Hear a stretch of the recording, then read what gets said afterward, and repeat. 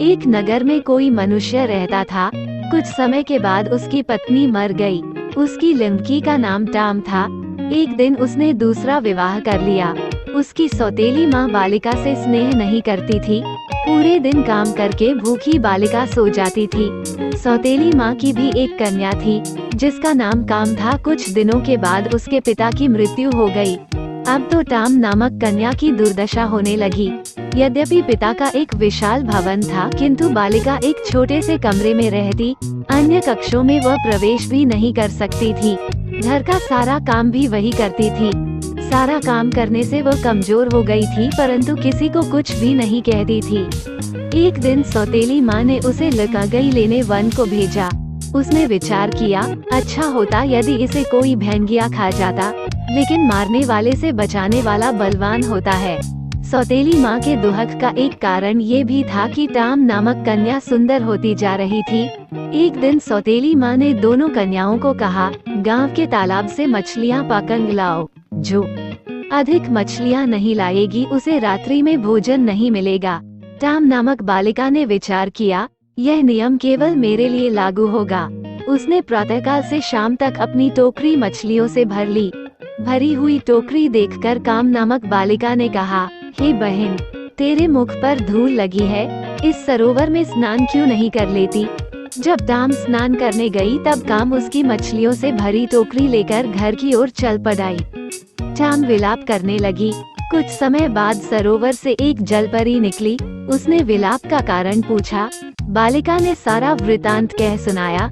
जलपरी ने कहा, हे पुत्री, शोक मत कर, तेरी टोकरी में मैंने सुनहरी मछली डाल दी है।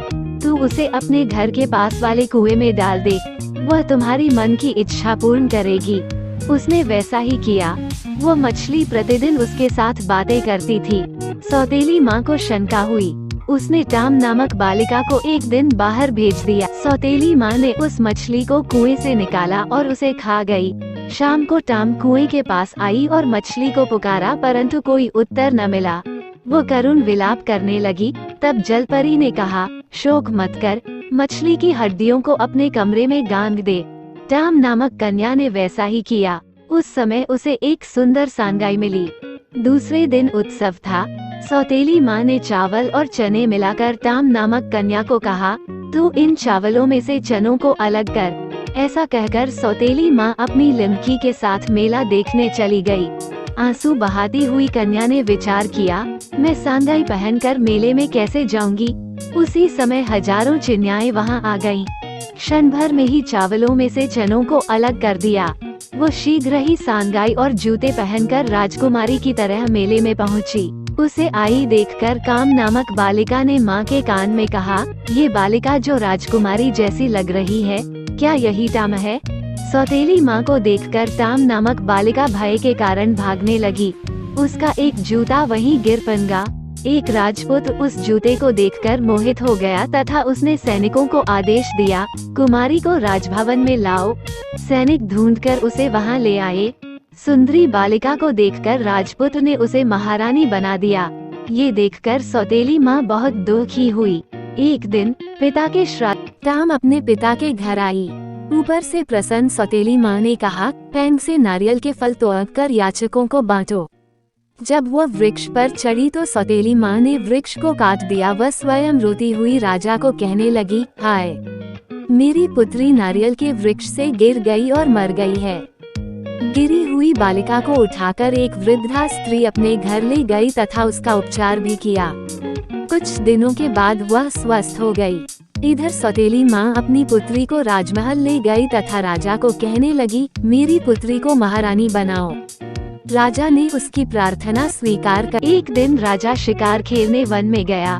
देखते देखते सर्वत्र अंधकार छा गया।